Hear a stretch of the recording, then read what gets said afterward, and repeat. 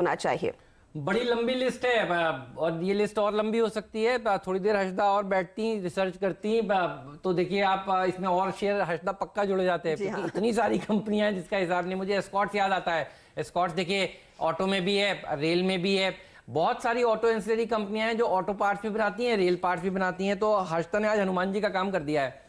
ये पूरा पहाड़ पर्वत आपके सामने देखिए लाए हैं और ये हमारे एक्सपर्ट्स जो हैं इसमें से संजीवनी बूटी निकालेंगे, जिससे आज फायदा होगा हमारे दर्शकों का।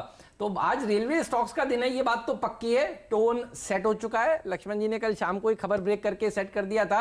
अच्छा, अब आशीष भी मुझे दिख रहे हैं। आशीष भी तैयार हो रहे हैं इस समय, फेस मास्क उतार रहे हैं इस समय, और बताएंगे आपको उनकी नजर कौन से शेयरों पर है। लेकिन अग्रवाल साहब, अगर एक शेयर चुनना हो, मैं एक इसलिए कहता हूं ताकि कंफ्यूजन ना हो, आप 3-4 बताएंगे तो हमारे दर्शक थोड़े से कंफ्यूज हो जाते हैं। राजेश सतपुते जी, आप भी शेयर देखिएगा जो आपको बेस्ट लग रहा हो। हर्षदा ने जो सूची दी है उसमें से सरकारी कंपनियों में बड़ा अच्छा एक्शन देखने को मिल भी रहा है। और एक बाइट भी मैं आपको सुनवाता हूं राइट्स की। राइट्स का मैनेजमेंट सीएनबीसी आवाज पर आए थे और उन्होंने एक बात बिल्कुल साफ कर दी है कि वो अब चाइना के इंपोर्ट पर डिपेंडेंस नहीं रखना चाहते और खुद अपना अपने ऊपर डिपेंडेंट रहकर दिसंबर से देखिए सामान बनाने का और शिपमेंट करने का काम शुरू करने वाले हैं। तो एक राइट्स का बयान सुन लेते हैं सबसे पहले मैनेजमेंट का, और उसके बाद राजेश अग्रवाल साहब के पास चलेंगे और राजेश सतपुते जी के पास चलेंगे। हमारा चाइना के साथ कोई इसमें ऐसा डिपेंडेंस फॉर प्रोडक्शन या कंसल्टिंग कहीं भी बिल्कुल नहीं है, बल्कि एक पॉजिटिव साइड ये कि जहां हम बाहर एक्सपोर्ट्स कर रहे हैं, जैसे हमने अभी एक केप गेज कंट्री में इनरोड किया है। 16 कंट्रीज हैं अफ्रीका में जो केप गेज की रेल चलाती हैं। हमने वहां एक पहला बड़ा ऑर्डर 708 करोड़ का लिया है और वहां बहुत टफ कंपटीशन है चाइना से। वहां हम एंटर कर गए हैं, ऑर्डर लेकर के आ गए हैं। मेक इन इंडिया ऑर्डर होगा और ये भी हम कोशिश कर रहे हैं कि हम दिसंबर से शिपमेंट शुरू कर दें। तो ये एक स्ट्रेंथ है इंडिया की जिसको हम पोजीशन कर रहे हैं बाहर ले जाकर के। हमारी डिजाइन कैपेबिलिटीज हैं जिसको हमने डिमॉन्स्ट्रेट किया। तो मुझे लगता है कि जो एक चाइना फैक्टर का ग्लोबली एक इम्पैक्ट है जो अफ्रीका में भी काफी महसूस हो रहा था, उसका हमें फायदा मिलेगा और हम उसके लिए तैयार हैं। तो देखिए ये है मैनेजमेंट और सीएनबीसी आवाज पर ये आए थे इसी हफ्ते और उन्होंने कहा कि वो भी तैयार है। तो सरकारी कंपनियां भी तैयार हैं, प्राइवेट कंपनियों के हाथ भी शेयर हाथ लगेगा। राजेश अग्रवाल साहब कोलकाता वाले, बताइए आप कैसे देखते हैं इस खबर को, और आज कौन सा एक शेयर या 2 शेयर चलिए एटमैक्स जहां पर फोकस होगा आपका? देखिए हेमंत जी, हर्षदा ने बहुत अच्छा पूरा रिसर्च करके बताया है, तो उसमें और जोड़ने लायक बहुत कम बचता है। लेकिन फिर भी मैं कहना चाहूँगा जब स्टॉक चुनना हो तो एक तो राइट्स के जो चेयरमैन अभी बता रहे थे उनके ऊपर अगर बात की जाए तो कंपनी बहुत शानदार है। दिसंबर के अंत में करीब 5800 करोड़ की ऑर्डर बुक थी और 700 करोड़ का इन्हें मोजम्बिक से नया ऑर्डर मिला।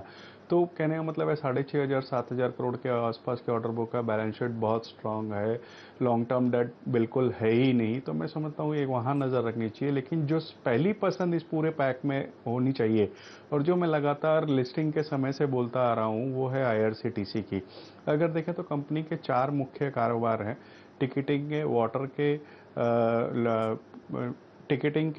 के, केटरिंग के और ट्रैवल एंड टूरिज्म के, और चारों ही लगातार बहुत अच्छे चल रहे थे लॉकडाउन से पहले। तब लॉकडाउन में चूंकि पूरा रेलवे ही बंद है तो इस पीरियड को मैं थोड़ा सा दरकिरार रखना चाहूँगा। लेकिन अगर आप देखें तो कंपनी की बैलेंस शीट बहुत स्ट्रांग है, मार्जिन्स बहुत हाई हैं। तेजस के जो ऑपरेशन इन्होंने चालू किए वो अपने आप में एक लाजवाब था। और सबसे बड़ी बात अगर आप देखोगे तो ट्रैवल एंड टूरिज्म वाला बिजनेस भी बहुत अच्छा चल रहा है। और टिकटिंग एक ऐसा बिजनेस है जहाँ पर एंट्री बैरियर्स बहुत हाई हैं। और हम बात करते हैं दुनिया भरों में ऑनलाइन कंपनियों की, ई टेलिंग की, और अगर आप भारत में देखिए जाए तो आईआरसीटीसी एक ऐसा पोर्टल है जिसमें हिट्स जो हैं बहुत ज़्यादा बिजनेस में कन्वर्ट होती हैं। और जो इन्होंने केटरिंग वगैरह के मील्स के चार्जेस बढ़ाए हैं वो भी इनके मार्जिन्स पे आने वाले दिनों में जब रेलवे पूरी तरीके से कार्यान्वित हो जाएगी तो बहुत अच्छा इजाफा करेंगे। और ऊपर के भाव से बहुत ज़्यादा करेक्ट कर चुका। मैं समझता हूँ कि न केवल आज के लिए, चूंकि इस खबर का हो सकता है कि पॉजिटिव इफेक्ट सारे ही स्टॉक्स पे पड़े, बट कि अगर किसी को साल भर का भी नजरिया है तो आईआरसीटीसी बेस्ट स्टॉक हो सकता है इसमें। राइट्स ये वो स्टॉक है जो आपको पसंद है, एक शेयर चुनना हो। राजेश सतपुते जी बताइए आपका पिक क्या है? राइट्स ही होगा। That is the right choice. मुझे याद है हमने मंगलवार को इस पे बात की थी जब ये 240-242 के आसपास ट्रेड हो रहा था, तभी मैंने कहा कि this is an excellent pic. देखिए कल का क्लोज इसका 257 258 के आसपास का बनता है। टेक्निकली जो प्राइस पैटर्न है that's a symmetrical triangle formation, और इसीलिए मैंने मंगलवार को भी कहा था कि ये बढ़िया पिक होगा। और मुझे लगता है आज हेमंत जैसे ये रेजिस्टेंस निकलेगा, इसका करीबन है 262 263 का, उसके बाद ये सीधा 300 प्लस का टारगेट अनफोल्ड करेगा, क्योंकि यहाँ पे बीच में कोई रेजिस्टेंस ही नहीं है। और जो ट्रायंगल की मैंने बात की, जो सिमेट्रिकल ट्रायंगल फॉर्मेशन की बात की, उसका टारगेट बनता है करीबन 330 का। तो 330 एक बहुत बड़ा टारगेट है, लेकिन मेरे हिसाब से आज के लिए जो की इंपॉर्टेंट लेवल होगा वो रहेगा 262 एक्सक्यूज मी, ये खुलेगा ही 262 के ऊपर, तो आज का टारगेट 300 प्लस लेके मैं काम करूंगा। नोट कर लिए डॉक्टर साहब, वो प्लेट बना के रखिए। एक बात तो तीसरा कॉल जो आ रहा है, RIL का पहला कॉल था शुभम जी का, राजेश जी कह रहे थे आपसे सतपुते जी एक्सिस बैंक, तीसरा कॉल आ रहा है राइट्स, और ये आपको स्क्रीन के इस हिस्से में बात दिखेंगे। तो जितने कॉल आपको इस शो में नजर आ रहे हैं आते हुए, एक एक करके आपको इस हिस्से में कॉर्नर में आपको नजर आएंगे ये सारे के सारे शेयर। तो राइट्स हो गया तीसरा कॉल। शुभम जी आप कम से कम राइट्स मत बताइएगा, आप कोई और स्टॉक भी दीजिए। FNO में बहुत सारे स्टॉक्स हैं, BEL भी है, कंटेनर कॉर्पोरेशन ऑफ इंडिया भी है, और भेल भी तो है। हर्षदा देखिए अभी थोड़ी देर पहले बता रही थी। इनमें से आपको कौन सा अच्छा लगता है? ये डिफेंस में भी हैं कंपनियां और रेलवे में भी हैं कंपनियां, आप बताएं इनमें से आपको क्या पसंद है?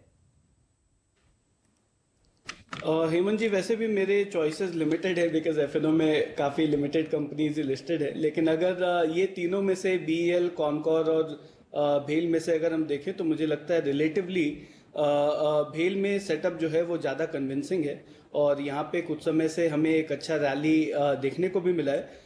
हालांकि 4-5 दिनों से स्टॉक एक कंसोलिडेटिव मोड में है, लेकिन अच्छी बात यह है कि अब कंसोलिडेशन के बाद ये अपने सपोर्ट के काफ़ी करीब अब जाकर के ट्रेड कर रहा है, और जो 34-50 ये जो लेवल है ये बहुत ही एक अहम सपोर्ट है, और मुझे लगता है कि अब यहाँ से एक फिर से मीन रिवर्जन आता हुआ दिखना चाहिए, और फिर से हो सकता है कि अपसाइड में 40 रुपये तक के लेवल टेस्ट होते हुए दिखें।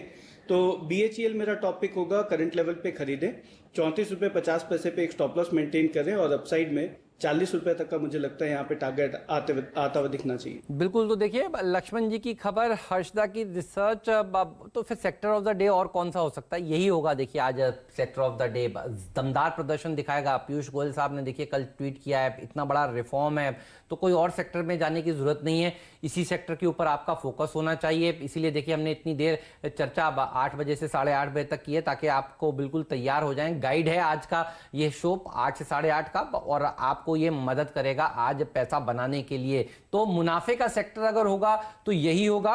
और एक बात मुझे अब याद आती है, जब 20 लाख करोड़ का लक्ष्मण जी पैकेज सरकार ने घोषित किया था, और उस दिन सरकार ने कहा था कि प्राइवेटाइजेशन करेंगे, कॉर्पोरेटाइजेशन करेंगे, तो क्या ये सही मानना चाहिए? ये वो अब देखिए उसकी शुरुआत हो रही है। और आप बताइए, क्योंकि आप उन प्रेस कॉन्फ्रेंसेस को क्लोजली ट्रैक कर रहे थे, और अब सरकार उस दिशा में तेजी से काम कर रही है, ज्यादा समय नहीं हुआ है सरकार के ऐलानों के बाद। और रेलवे एक ऐसा सेक्टर है, इसको अगर बूस्टर डोज दिया जाए तो बहुत सारे एम्प्लॉयमेंट भी ये जनरेट करेगा। क्या मैं ठीक कह रहा हूं लक्ष्मण जी? बिल्कुल।